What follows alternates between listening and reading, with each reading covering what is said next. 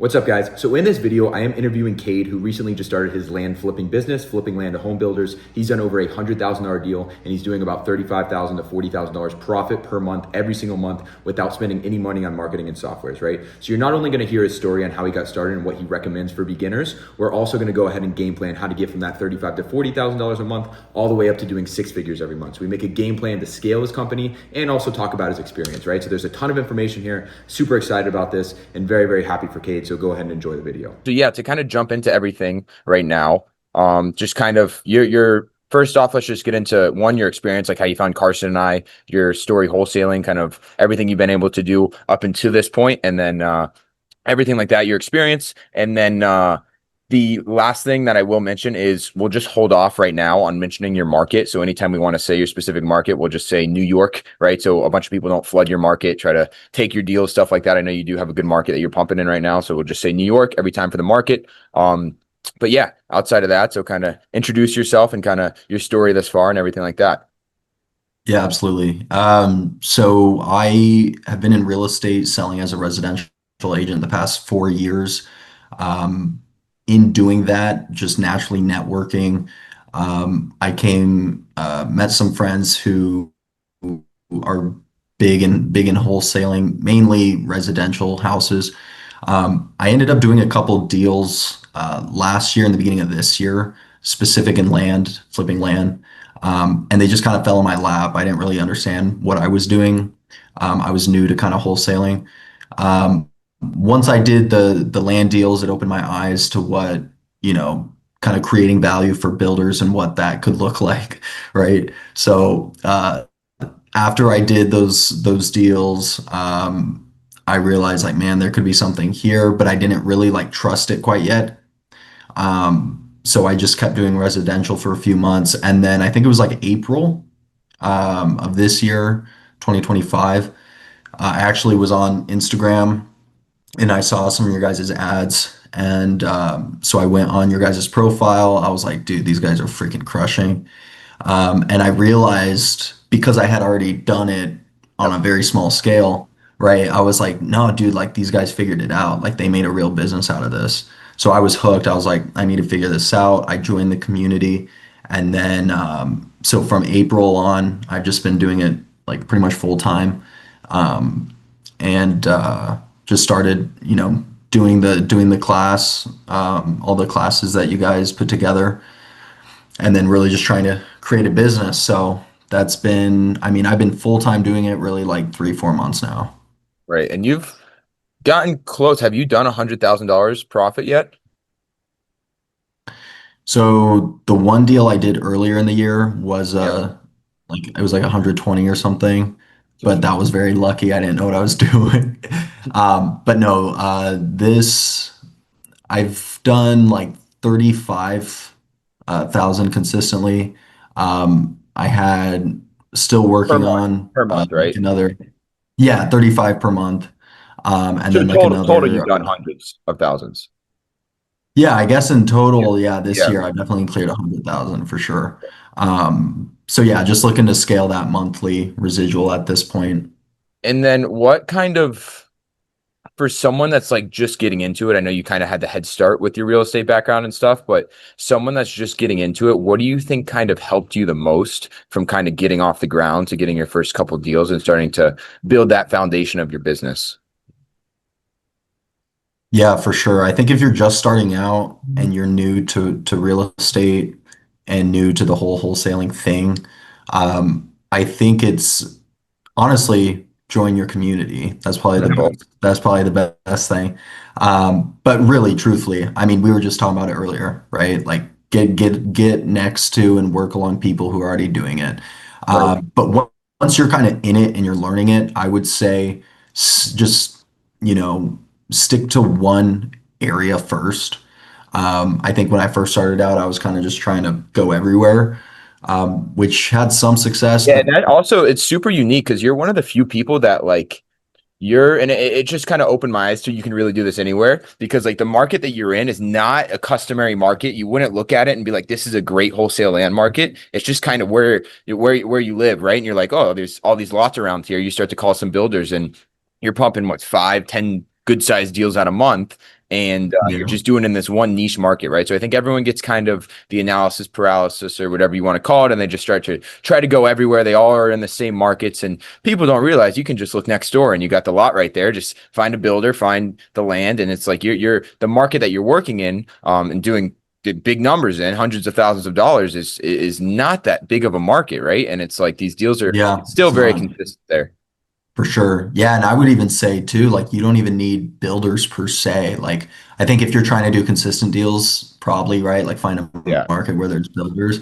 But like, dude, I mean, I've some of my biggest lately deals have been just from selling to the neighbor, right? So Yeah, like, exactly. And um, that's because that's the those, thing, right? It's like as I'm not a homeowner, but what's the most annoying thing as a homeowner, right? Is it's you get home, you're driving on nails, you got construction, it's loud every day. Like a homeowner's biggest fear is construction next door, right? You got trucks in the road, you can't get by. Like it's brutal for 12 to 18 months, right? And a lot of the times these people live out of state that own the land and they decide not to build, but the first thing I do every time I get a lot is I call the neighbor. Hey, listen, I just want to. I'm a developer and I work with a lot of developers, and this lot next door to your house is going to get built on, and I just wanted to give you the courtesy. If you have the money, here's what I'll give it to you for.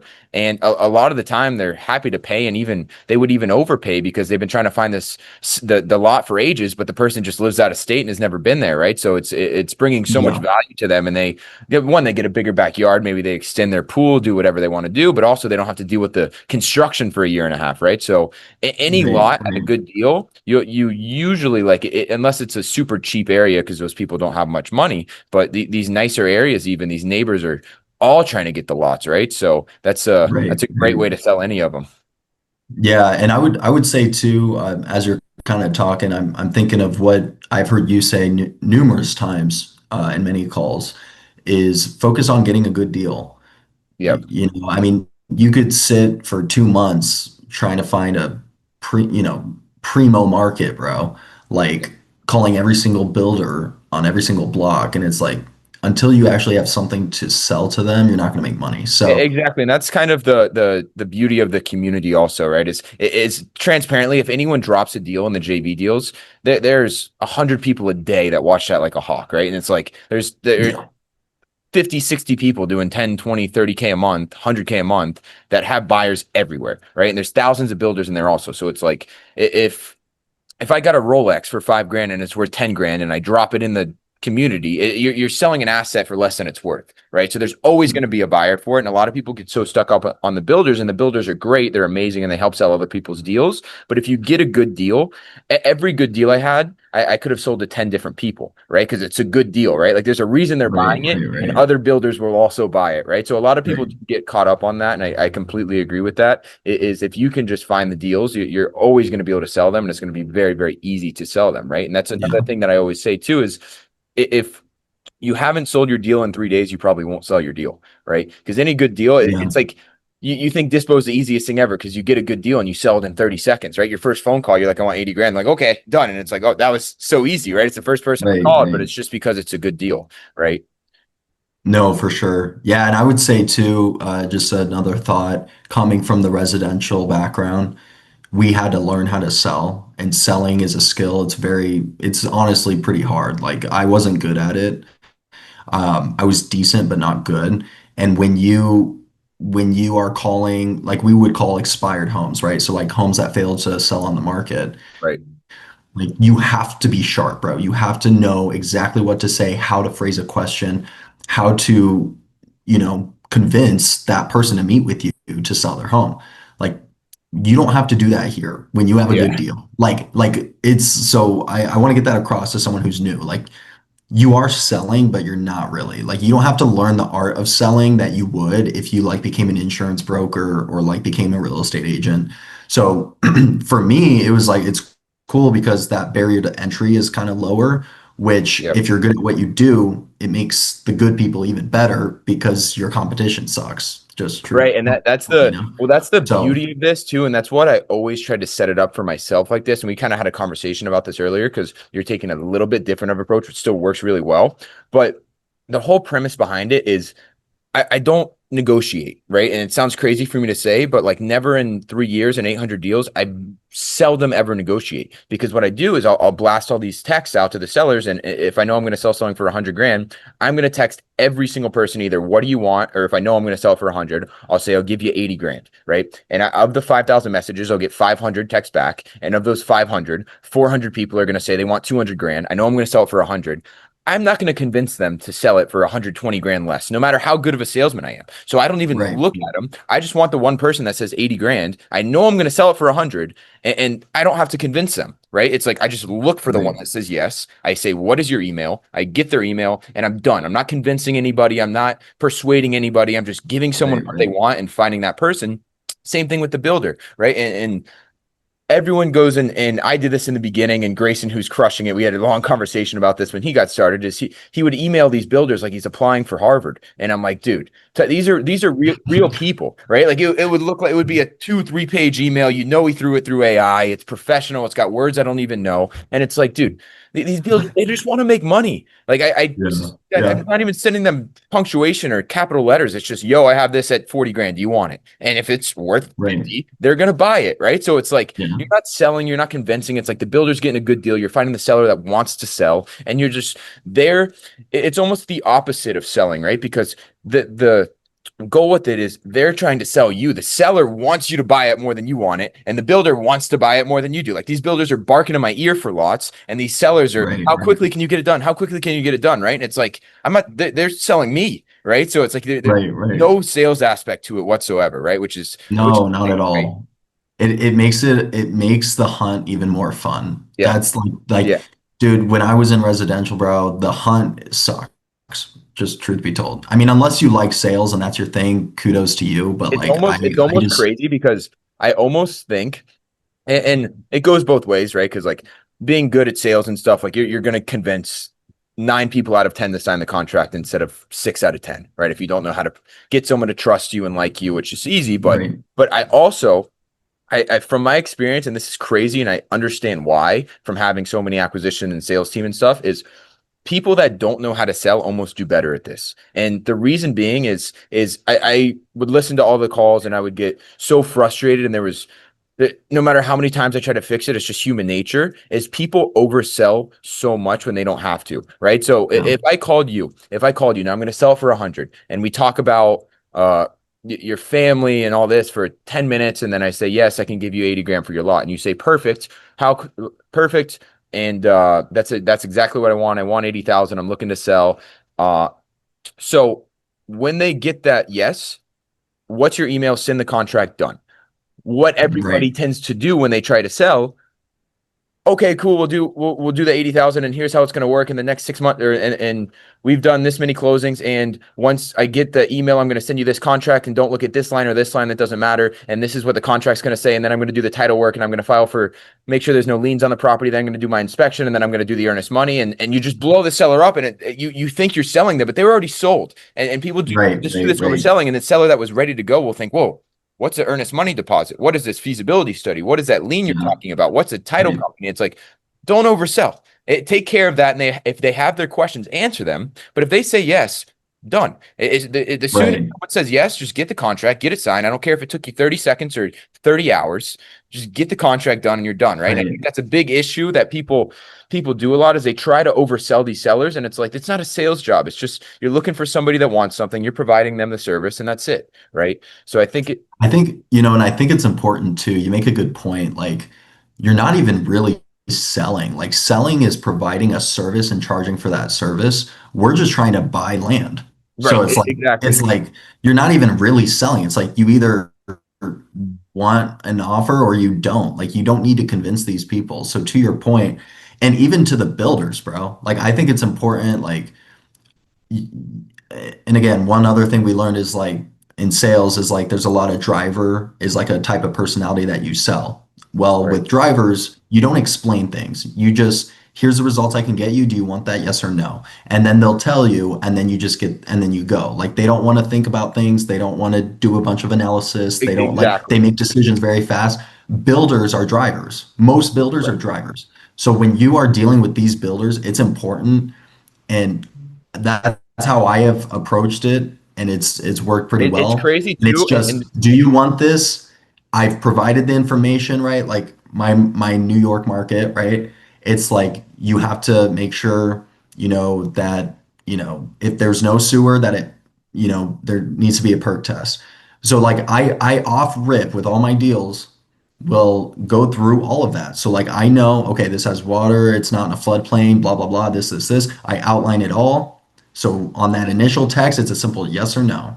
They don't need to yeah, do any more exactly. And information because a lot of, that's a brilliant, like a great point that you make with the builders. And correct me if I'm wrong. And maybe someone in the community or someone can prove me wrong.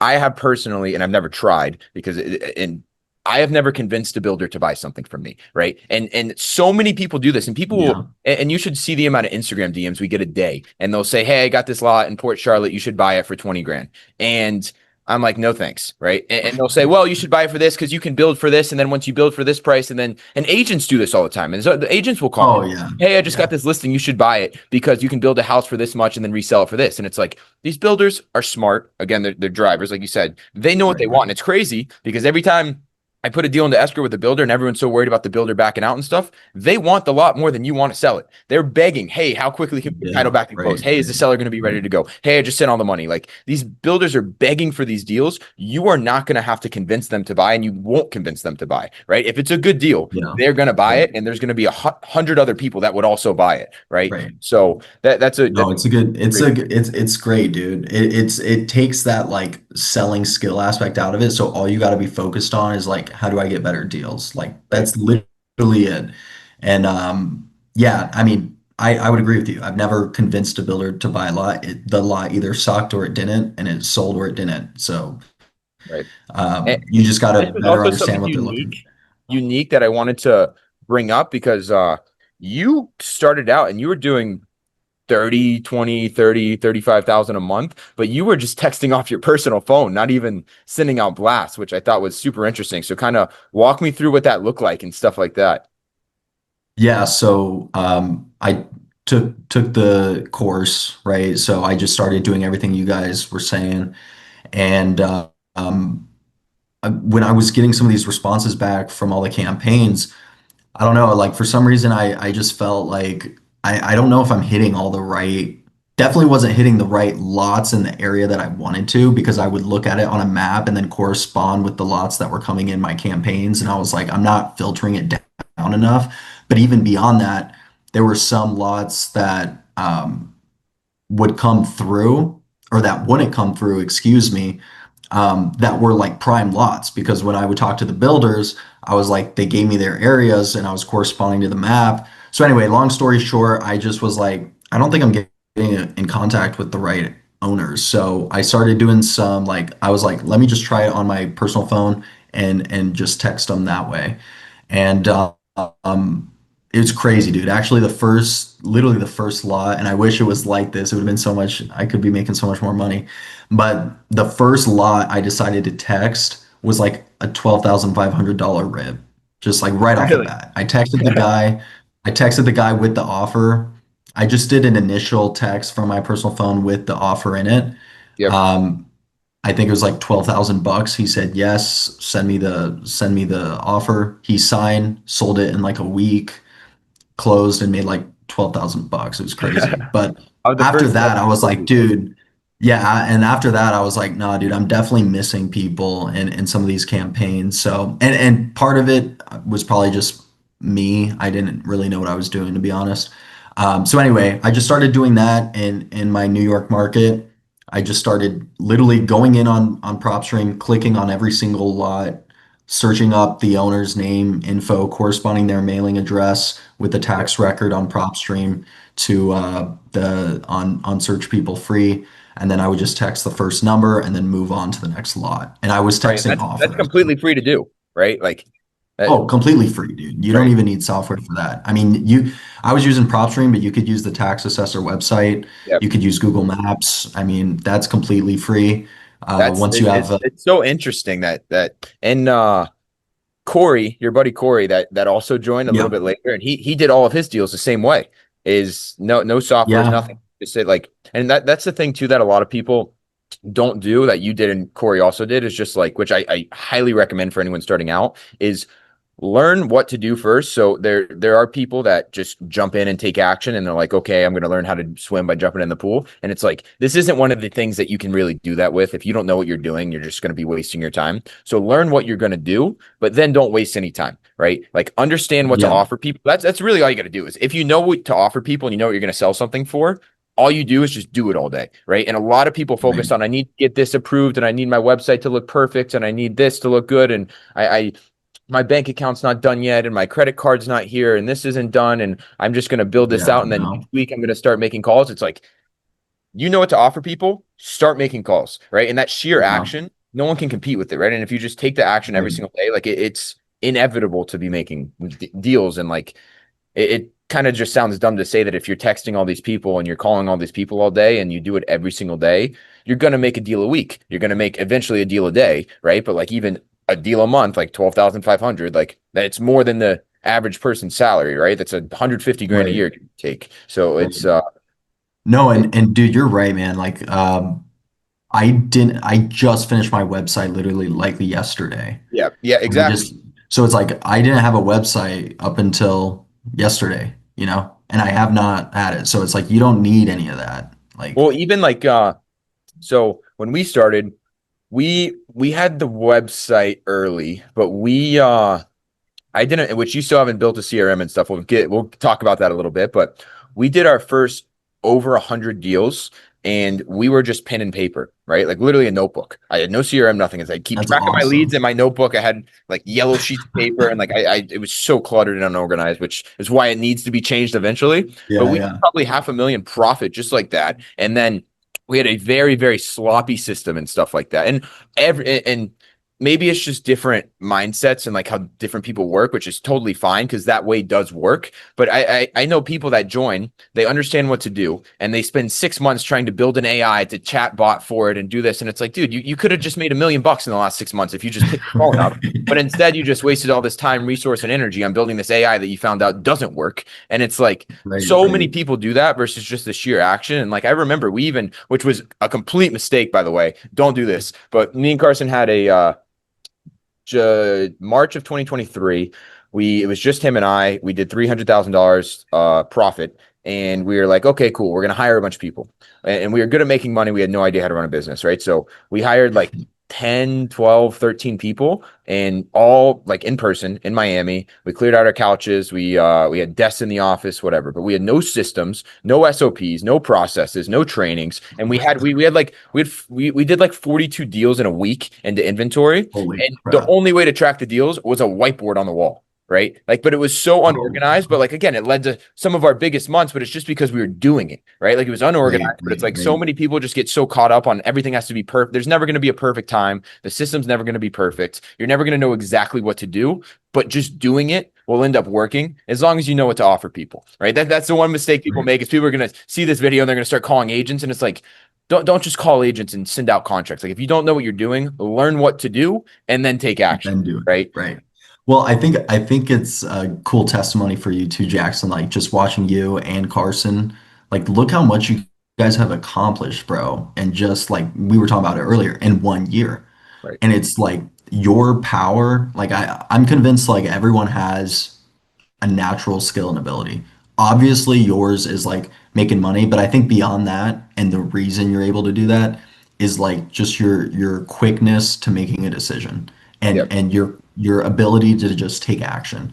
And it's like you will win 99% of the time over everyone else simply because by the time it takes me to figure out the AI robot doesn't work in 6 months, like you've already developed two freaking multi-million dollar houses, right? So it's like you know, it, I will say, and I will I stress that appreciate that so much. for young people getting in this is like just take action every single day, A you hundred know? percent. I appreciate that so much, first of all. And I will agree with that. But something else I will say, and there is a healthy balance to it, right? So like and something a lot of people mistake when they get into business or online making money and stuff like that is they mistake learning for taking action, right? And I'll give you an example of this is someone might say, okay, cool, I just dropped out. I'm going to be an entrepreneur. I'm going to make all this money. And they spend every single day, all they do is just read books and they think they're working and, oh, I'm being productive. And it's like, what that knowledge does you no good if you don't take action with it, right? You have to learn what to do, yes, but you have to then take action, right? And a lot of people will just sit there and they'll watch all these YouTube videos and they're like, they think they're working because they're watching entrepreneurs and they're watching podcasts and they're reading books. But if you don't do anything with the information you learn, nothing will ever happen, right? So that's a big thing. Right. You do need the information, right? Knowledge is the most powerful thing in the world. I genuinely believe that. I watch podcasts every day. I read every day. But if you don't implement what you learn, nothing will ever matter, right? And a lot of people are big on the manifestation and all this stuff, but manifestation without action is just delusion, right? If you're writing down, I'm going to be a millionaire, but you don't do anything, you're just being delusional. If you write down, I'm going to be a millionaire because I'm going to do this, I'm going to work on this business, I'm going to do this, I'm going to do this, and then you do that, you will be a millionaire, right? But if you manifest things and you don't take action on it, it's strictly just being delusional, right? So I think that's a big mistake. And I see it happen literally every single day, right? And there are people that, it's crazy because I can see this and I track it. And there are people that bought the program and they've been in for 2 months and they've watched 4% of it. So I'll call them and I'll say, hey, what are you doing? Why have you watched 4% of it? Well, I've just been kind of busy and I'm just not ready to do it yet. I kind of just want to finish up what I'm working on here. And then maybe I'll get to it in the winter when my business slows down that I'm working. And it's like, there's never a perfect time, right? It's like, right. You wanted to do something, just do it, take action, and just it'll figure itself out in the course of things, right? And you'll make mistakes and you learn from them, but like you cannot get the knowledge and the experience and everything unless you actually do it, right? And it's easy to learn something, but if you were a piano instructor, right, and I watched you play piano every day for a year versus me actually trying to play the piano every day for a year after learning for an hour, I'm going to be significantly better by doing it versus just jumping on for the first time. And it's like, whoa, what do I do here? Right. And it's the same thing with anything, right? It's like, you have to actually do it and you have to learn for yourself and take the knowledge that you gain. And I think a lot of people just don't take action for whatever reason. And they just get this fallacy that they're working on something when they're just learning, which learning is great. But if you don't do anything with that knowledge, nothing will ever happen. Yeah. Right. No, it's good, dude. I would agree 100%. I used to think, and I think I was just being naive, but I used to think that everyone could become a millionaire.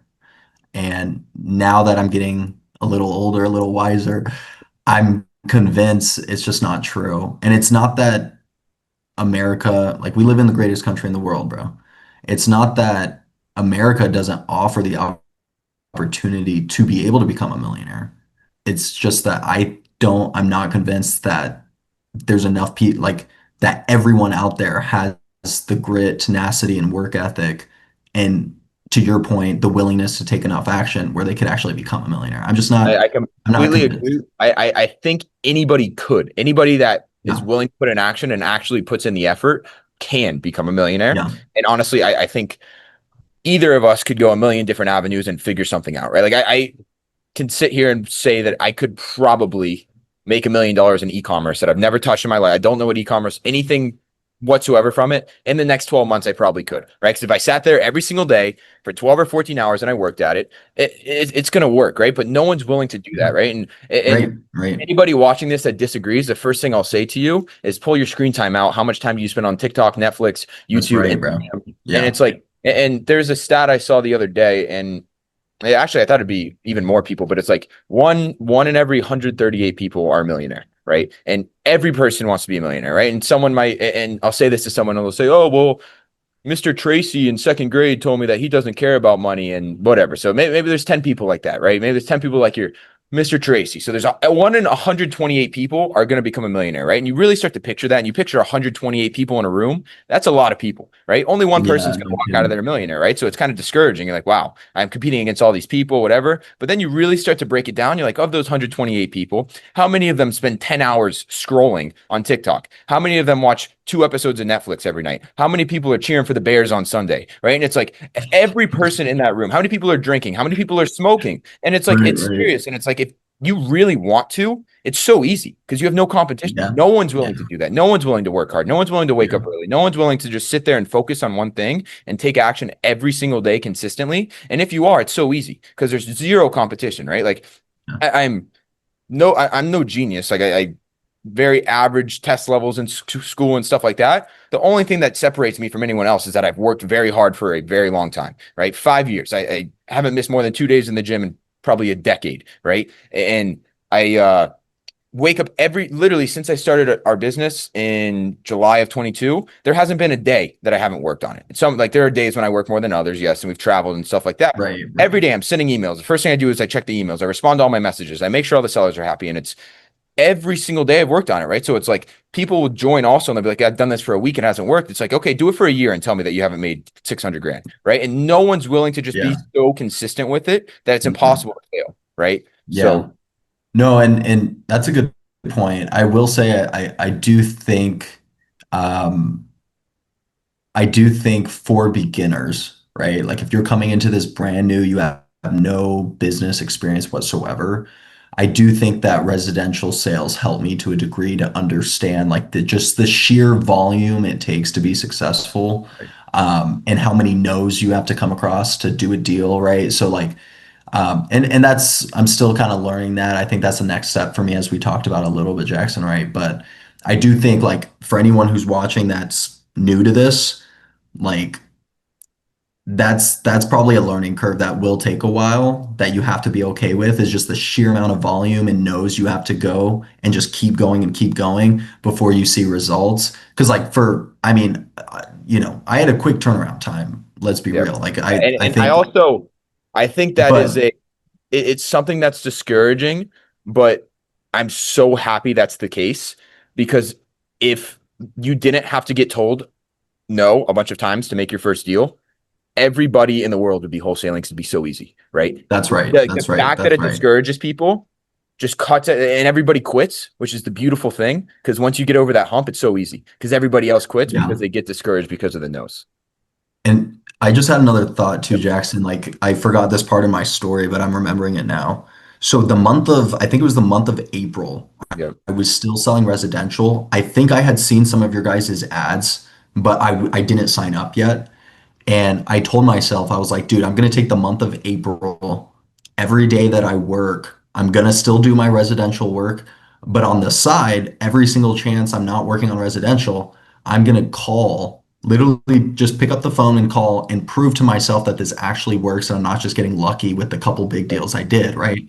So I literally downloaded from just the tax assessor. Again, I didn't know what I was doing. I didn't have the systems like you have shown us. So thank Right. you.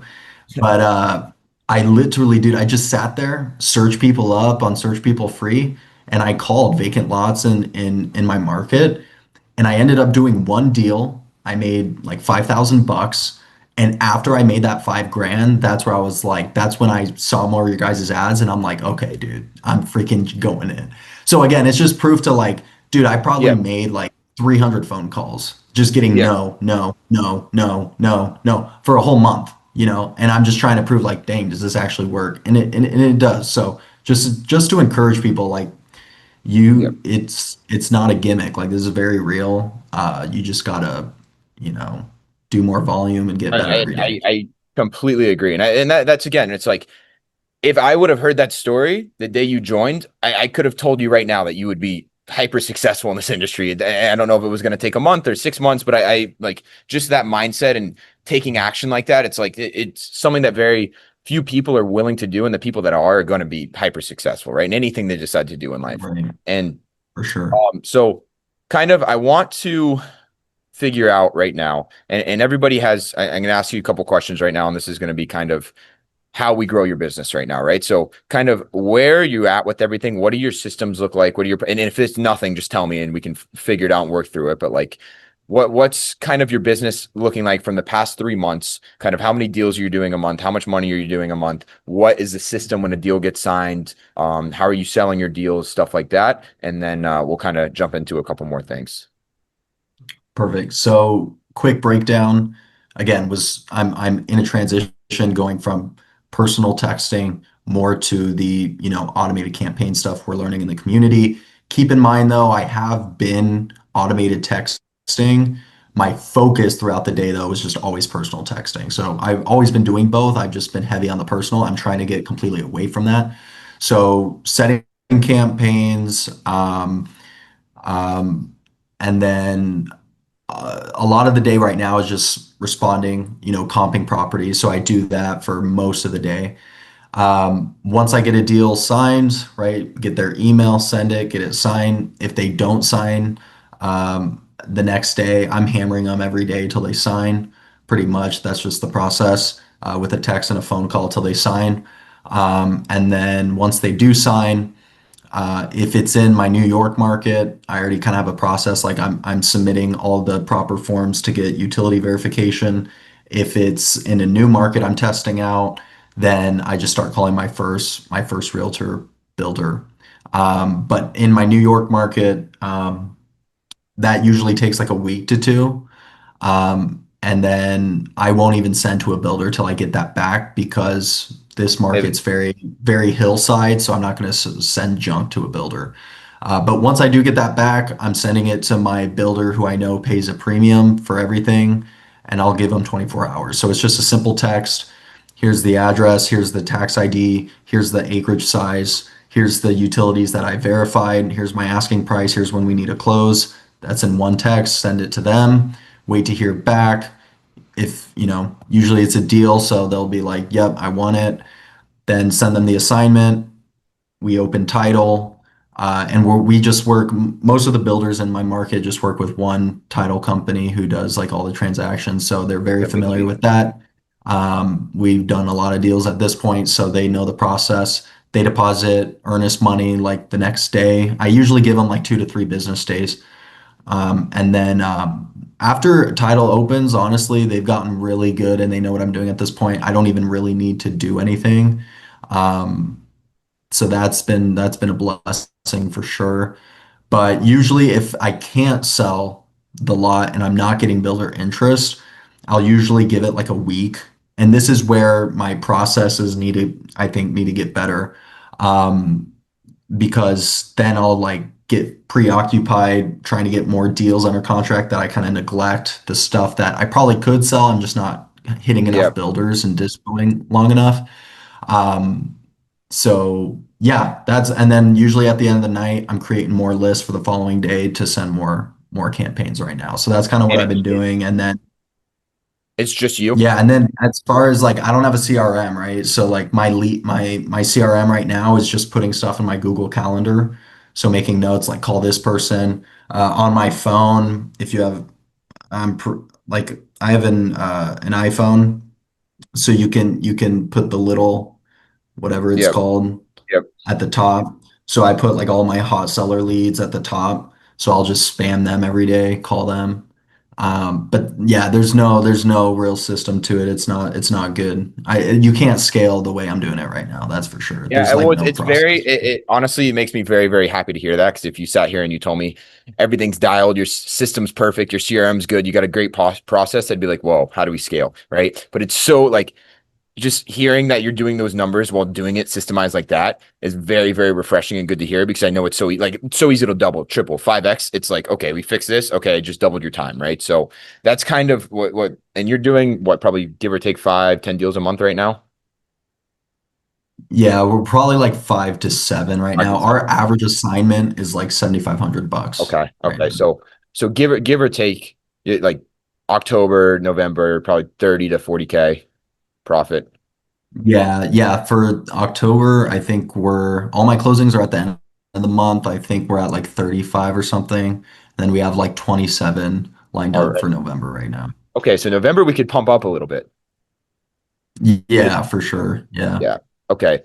So the next question I'm going to ask you, and this is going to change basically the whole rest of the call, is what are your personal goals with this business, right? Because I know so many different people, and I'll give you some examples of this. Is Carson and I, we did not start wholesaling, and we still don't do this to where it's like all we care about is making money, and we want to lock ourselves in an office with 300 employees, and we want to make 20 million a month, right? That was never our intention, right? Is we started this because we wanted freedom. We didn't want to go to a 9 to 5 every day. I really, really, really was terrified of wasting my 20s, and I wanted to travel the world in my 20s, and I know I needed money to do that, right? So maybe we didn't work on the business as much as we should have over the past 3.5 years, but we've gotten to travel and we've gotten to do everything we've wanted, right? I know someone else who's very successful at wholesaling land, and he's consistently done about $500,000 a year for about 3 or 4 years. He could be doing 5, 6 times more, but he's very content with his life. He has his boat. He goes spearfishing in the Bahamas 3, 4 days a week,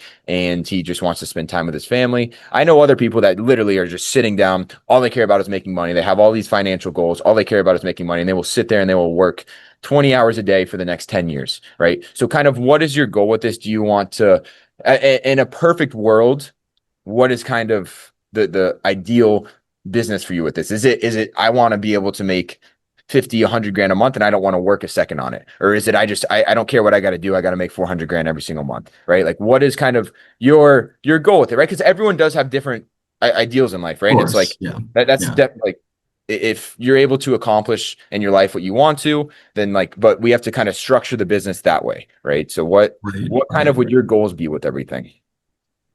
Yeah, it's a good question. And frankly, spiritually, I'm kind of in a place where I'm praying about that a lot because I don't know, if I'm just being honest, which Yep. is kind of funny to say because for a long time, well, I say a long time, the past 4 years when I got into real estate, my goal was to make money. Like I didn't go to college. I just wanted to get into real estate because I was like, everyone in real estate makes money. That's what I thought. But so I was just like, I just want to make money and I want to do it the easiest way possible. Like I'll do whatever it takes. But I mean, I think you could agree. Like, I mean, you've made a lot of money. I've definitely made more money than I ever have in my life, ever than I thought I would have made at this age.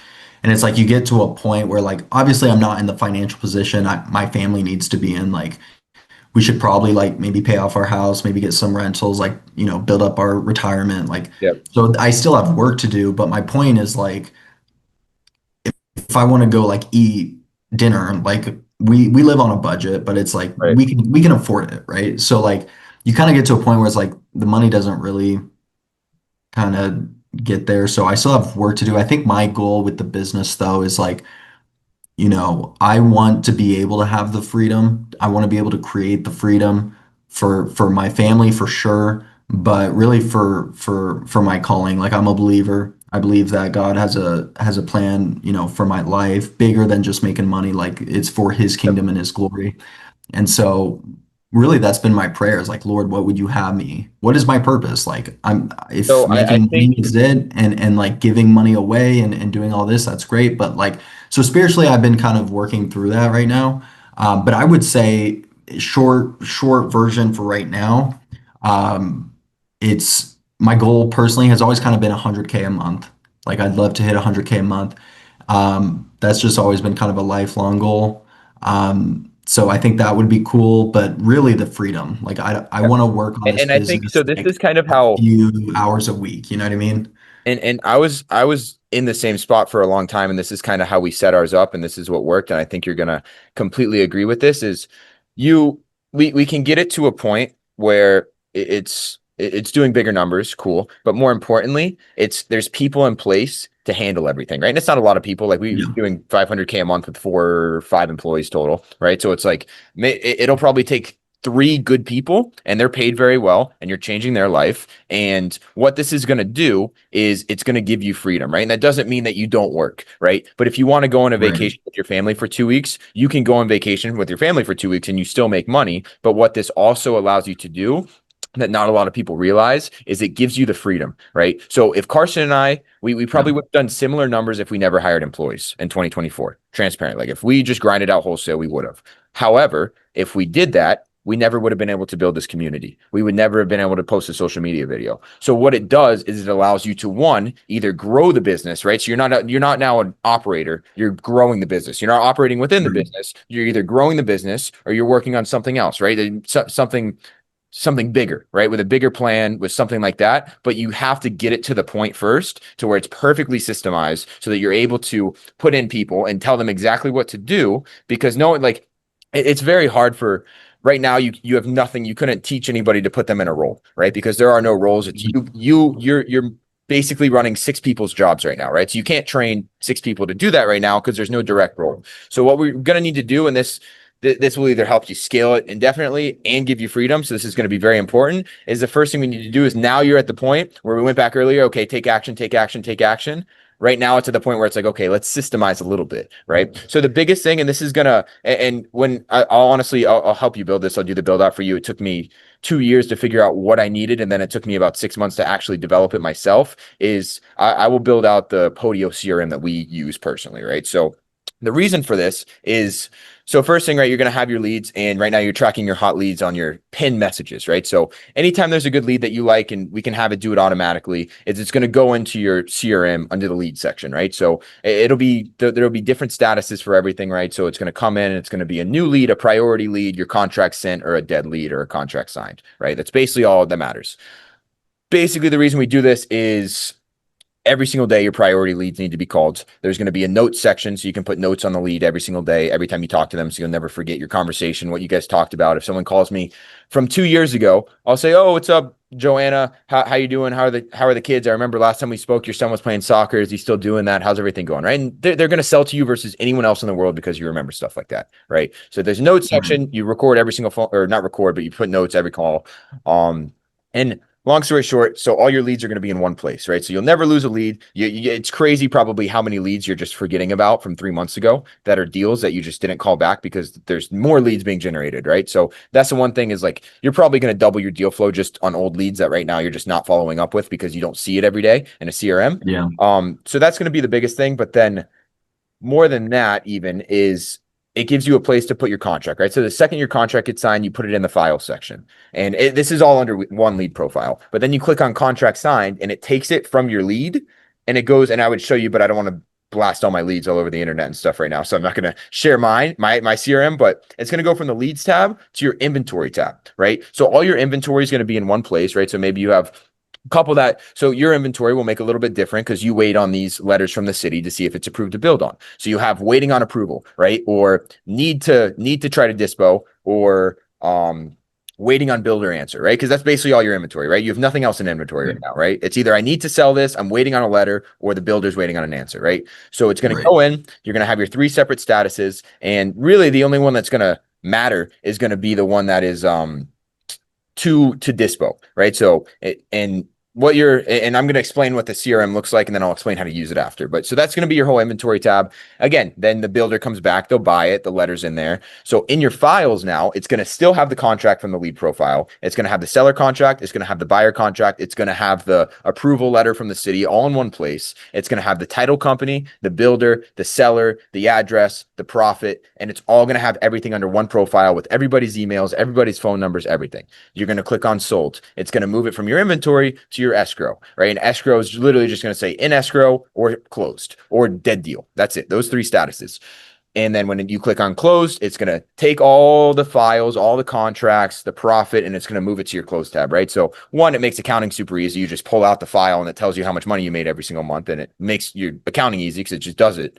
But the purpose of this is, when you're at scale, and even at 5-7 deals a month, you're starting to run into this where you're having title issues and sellers get upset and you're not following up and stuff like that. Is you get in there, and if you do it once a week, it will take you an hour, but if you do it every day, it'll literally take you 10 minutes. And you go in, you start on escrow, and you have, okay, cool, I have these 4 deals that are supposed to close this week, and they're with 2 different title companies. So I call the title company and I ask about the 2 deals, and they tell me, okay, cool, everything looks good on these 3 closing. This one, I need a death certificate, right? So I put in the notes, okay, this one's good to close Monday. This one's good to close Tuesday. This one's good to close Thursday, whatever. This one needs death certificate. So I call the seller, hey, I need this, send it here.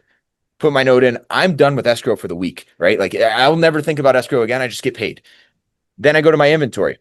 The ones that's waiting for the builder response, don't touch because you're just waiting on the builder response. The one that's waiting on the letter, don't wait on the letter. Doesn't, like, you're just waiting on the letter. But the ones to dispo, sit there and look. Maybe I have 4, right? And there's 4 in there, and 2 of them have been in there for 9 days, right? So it's like, okay, this is getting to that 10-day mark. Let's either call the seller and terminate, or let's go ahead and spend the day trying to sell it, right? So you try to sell your 4 in inventory, and again, this would take you an hour, and you'll know right away whether or not they're going to be deals. And if they're not deals, you terminate them.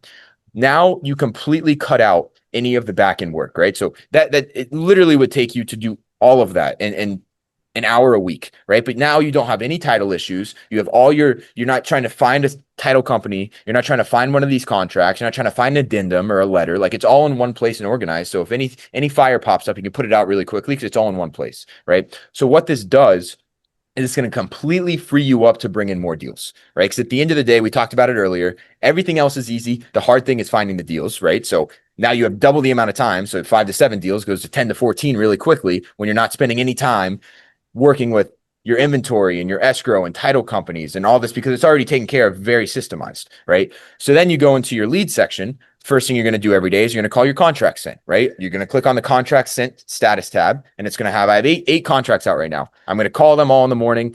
4 answer, I put in the notes, and I set a task for myself. This one said call back tomorrow. This one's meeting with their accountant, call back Monday. And I have a task set for every single one that's automatically linked to your Google Calendar. And you can just add it straight from the CRM.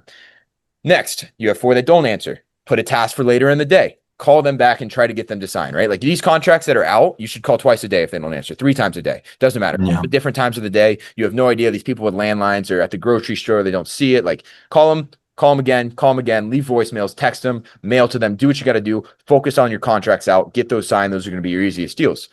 Next, your priority leads. So your priority leads are leads that are going to be like, they came into your CRM or they texted you back and they're a deal. The second you get them, you get their email, or the second you talk to them again, like, it's going to be a deal, and it's probably going to be a big deal sometimes.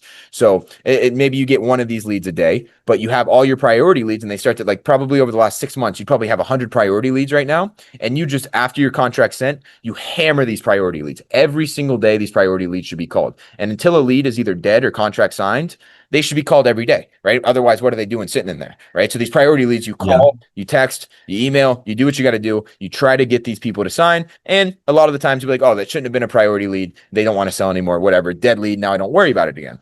After you get through your contracts, you do your escrow, you do your inventory, you do your contract sent, you do your priority leads.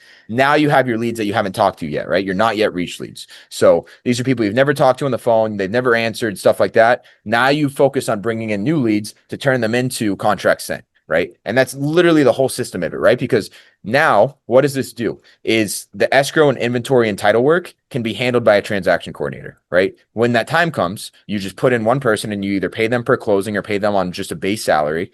And what they do is they send every contract and they make sure that your leads are super clean, and any title issue, they make sure every closing is going through. They make sure every seller's happy after they sign a contract till closing. They make sure every buyer's happy and the money gets sent on time. The seller signs on time. The title company does its job on time. And they just make sure everything on the back end is super clean. Once that is systemized and you hire that person, you will never think, we were doing 35, 40 deals a month. I didn't talk to a title company once, and I didn't talk to a seller once after they signed the contract. So our transaction coordinator had a system in place, and they knew exactly the cadence of things every single time, right?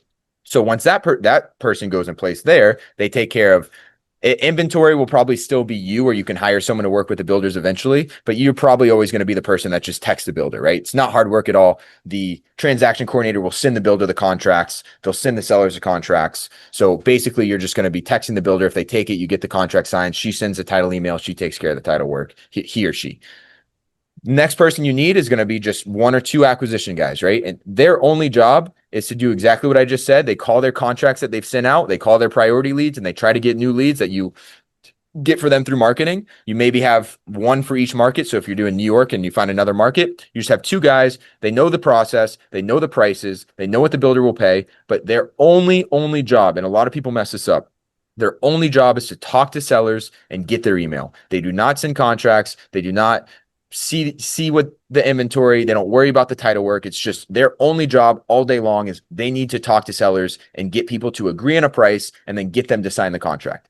The transaction coordinator actually sends every contract, right? Like, the sales guys shouldn't have to worry about that. Their only job is sitting there, calling these people all day, making sure people sign, making sure everything. And the second a contract is signed, their job is done. They wait and they get paid their commission when it closes, but they're all day calling people, and they know I call my contract sent first, I call my priority leads, and then I call my new leads, right? And these are just commission-based people. So if they don't perform, you don't really pay them, right? I always did a small base plus commission, but you can structure that however you want. If you want to bump the commission up a little bit, you don't pay them unless they perform, right? So that's, maybe you have, like, right now for what you were running, we would put a transaction coordinator, like, we'd systemize everything first. You would do the system first for a couple of months so you understand and you can actually teach people how to do it exactly how you like it done.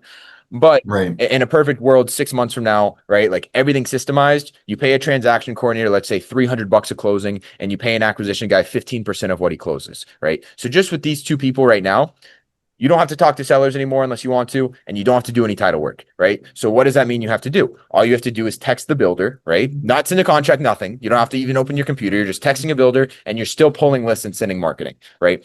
So that was always something that was a tough position to find, but not impossible, is someone to send out your marketing, pull your list, do that stuff, right? So that's honestly something that until you're really like, unless you really want to be hands off, I would always recommend just doing your own lists, sending your own marketing. Because if you're the one that's texting the builders, you're going to know what they're looking for, right? So you're going to know Right. what to pull the list on. And that's basically it with those two people and you doing the list. And then occasionally once a week at 40 deals a month, I'd have to put out a fire, right? A seller gets upset, a seller forged a signature, some like once, and that's just something that an acquisition guy wants you, or one of the sellers wants you to talk to their attorney or something. Like that's something that you're always going to handle as the business owner, right? But we can take all this stuff that's not necessarily like, it's just so unsystemized, you couldn't put anyone there right now, right? So like once it's all in place, like it's super easy to just plug in. You can even, I know people that are doing huge numbers and they have those two positions, and one's just virtual, they're both just virtual assistants making $1,200 a month, right? And they literally are still doing 50, 60K a month, but they're working 2 hours a week, right? So it's like that at that point is when you can either focus on, and this is the next thing that I would say is once you systemize it, it's going to free up so much time for you. And this is, I don't know if this is something you're doing or not, but it's something I highly recommend, is spend 1 day a week, is keep doing everything you're doing right now and obviously systemize it, which is going to help you grow a little bit, but spend 1 day a week trying to do something innovative, to do a big, and I do this to this day, right? It's how we got into development. That's how I've done 6-figure commercial deals, is try to flip $1 million lot, right? Text them personally, these $1-2 million lots, talk to developers building $10 million houses, talk to commercial guys, try to just figure something out to where it's like, you can hit $1 million spread, right? And there are lots that you can do it on, right? And it's worth spending, and don't by any means spend all your time doing it, but just pick 1 day a week. And it's like, I'm going to spend today trying to learn about commercial because I'm going to try to flip a commercial lot, right? And by doing that, eventually it's going to start to stack up to where it's like, okay, cool. I have this baseline now where I'm hitting $60,000 every single month with my small deals. And then boom, I just hit a 250, right? And it's like, that's when it really starts to get fun. And you can't make your whole business around it because you'd have months where you make zero, but you definitely want to mix it in, because that's how you do $500,000-600,000 months, right? It's you're gonna do your $80,000 profit with all your builder deals, and then you're gonna have a commercial deal that took 8 months to close, that was super hard to work with the city, and you had to do all this stuff, and you got all these approvals and permits and stuff like that, but you just made 400 grand on it, right? So it's like, Yeah. and whether that's testing out a new market or trying to do commercial or trying to flip a multifamily, or like just something that could super high leverage, where it doesn't matter if you spend a couple weeks on it and you don't make any money because you're still doing everything else, but just something to throw in the mix to where it's like, this could be super profitable. Yeah. Does it? No, that's good. That's good. And it kind of keeps like the juices flowing, bro. Yeah, So it's not like absolutely. monotonous, you know? Absolutely. So that'd be my biggest advice right now. And I think it's going to be super easy. We could fix it in literally probably a week from right now. You can have everything systemized, dialed and stuff like that. And then we can start to, from there, just basically just implement the systems, right? And then we can really look at things at the end of the day and be like, when you have it systemized too, it's super easy to track, right? So it's like, okay, cool. I got these deals, and with this builder's deals are an average spread of 10K, and this builder's only an average spread of 4K. Let's focus more on the 10K one, right? And you start to see that, and it's super easy to see when everything's just kind of tracked and in one place. And at that point, the next step to scale, and this is the beauty of you just texting also, is you haven't even done mail or cold call yet, right? So mail and cold call, like you're going to add however many deals you're doing in texting right now, you're probably going to do the same amount in mail and the same amount in cold call, right? Because people all, and this was shocking to me to realize in 2023, we've probably done more money with mail than we have with anything else. All Grayson does is mail now, but it's the most expensive, right? So that's why people tend to steer away from it. But it's crazy because we're younger and we hang out with people that are younger and stuff like that. But all these deals. These people don't have cell phones. They literally will sometimes mail it back to you. Sometimes they don't even have landlines. Like, it's crazy how some of these land sellers, and those are the people you want, right? Like, these people are getting texted quite a bit sometimes. These people that you mail to, oh, I forgot I bought that property 20 years ago. Yeah, I'll sell it. They call you back. They're super motivated. Mail's also all tracked and they all have a reference number. So when they call in, you just look them on your phone. They'll say JMA 207. You look it up and it pulls the lead profile up, what you offer them, whatever, right? But cold callers, two, the leads will go straight to your CRM. It'll have the whole conversation and notes from what the cold caller said to them. And then you'll say, oh, cool. This one wants 80 grand. It's worth 100. Let's lock it up, right? So those deals are going to be, again, just you'll do them, and we'll start by systemizing everything. We'll systemize your text. We'll get that perfectly optimized. And then we'll probably just start out. We'll put in one cold caller and we'll say, okay, cool. This cold caller cost me $1,000 a month. And we did 2 deals that were 24,000 last month. Let's add another one. Let's add another one. And you'll get it up to 2-3 cold callers and you'll be getting 30 leads a day from them. You'll be getting your text deals. Then it's like, okay, let's mix in mail. And then you're like, whoa, I have too many leads to handle right now. Let's bring someone in. Let's put them on the text deals. And then it's like, okay, that worked, that transitioned smoothly. Let's add another person. Let's add another person. And I know I'm dumping a lot of information on you, but you slowly start to do this month over month. Like a year from now, you have a team of 5, you're doing mail, you're doing cold call, you're doing text messages, you're doing 4 states, you're doing 300 grand a month, right? And that's how you get to that point, right? Like, and a beginner is going to hear this and sound overwhelmed and stuff. And it's like, no, you have to get in there, make some deals, take action, do it sloppy, do it unorganized, make the phone calls, get stressed out when a title company calls you and you have 4 closings in a day and one of them you think might fall through and one of them the seller's trying to back out and one of them the buyer didn't send the money, and it's like, it's super hectic. And it's like, you need to do that. But you've gotten to the point now, you made a couple $100 grand, you're at a very consistent kind of plateau right now, and it's time to just break through that, systemize everything, and then we're going to go ahead. Once everything's perfectly systemized, then we're going to go ahead and scale it up, right? And I think like literally like your goal is 100 grand a month, and I think there's a big difference in having $100,000 a month and making 100,000 a month, right? So like,